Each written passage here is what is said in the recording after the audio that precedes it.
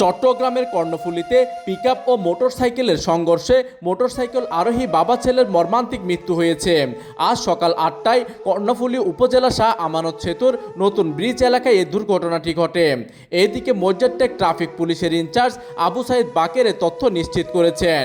নিহত মোটরসাইকেল চালক কর্ণফুলী উপজেলার দৌলতপুর বহুমুখী উচ্চ বিদ্যালয়ের জীববিজ্ঞান বিভাগের শিক্ষক বিধান মল্লিক এবং তার পিতা দুর্গপদ মল্লিক। তাদের গ্রামের বাড়ি আনোয়ারা উপজেলা চাতুরি ইউনিয়নের সিংহরা গ্রামে।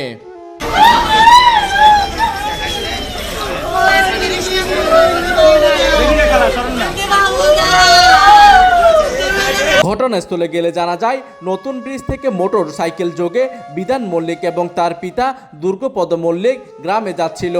পথে নতুন ব্রিজের প্রথম সিঁড়ি এলাকায় পৌঁছালে একটি পিকআপ তাদের মোটরসাইকেলে ধাক্কা দিলে ঘটনাস্থলে পিতা দুর্গপদ মল্লিকের মৃত্যু হয়। পরে ছেলে স্কুল শিক্ষক বিধান মল্লিককে গুরুতর আহত অবস্থায় চট্টগ্রাম মেডিকেল কলেজ হাসপাতালে নিয়ে গেলে আইসিইউতে চিকিৎসাধীন অবস্থায় তিনিও মৃত্যুবরণ করেন। এইদিকে দুর্ঘটনা কবলিত যানবাহন দুটি জব্দ করা হলেও ঘটনার পরপরই ঘাতক পিকআপ চালক পালিয়ে গেছেন বলে জানান পুলিশ।